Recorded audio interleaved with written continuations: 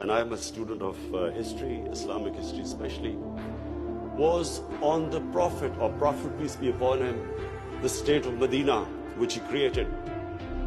Now, why do I say the state of Madina? Because the state of Madina laid the foundation of one of the greatest civilizations in the history of mankind.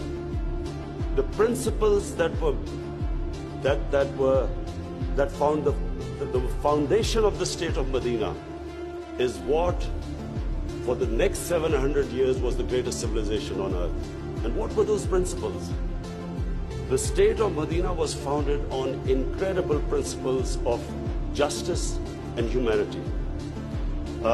It was the first time a welfare state was made, a state that took responsibility of the weak, what China has done right now.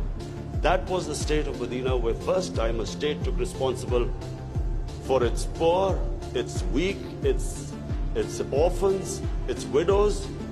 In the state of Madina, the first time pensions were created.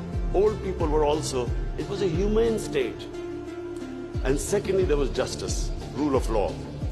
These were the two main things. And the third thing, the Prophet of Islam, peace be upon him, made seeking knowledge a sacred duty.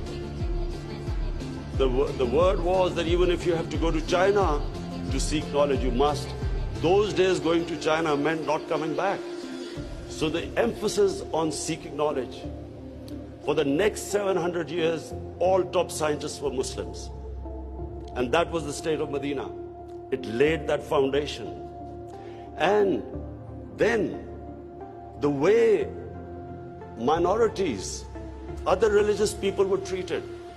The Prophet signed famous, the Misaq-e-Madina.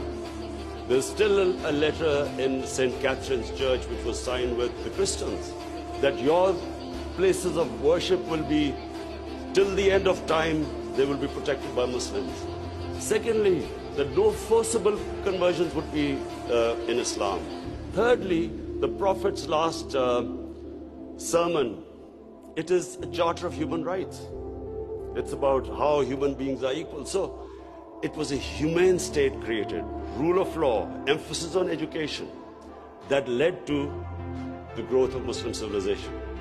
So this is, in Pakistan, we want the same basis of our state. The rise of what I believe, the way our country will rise, it will go back to those principles.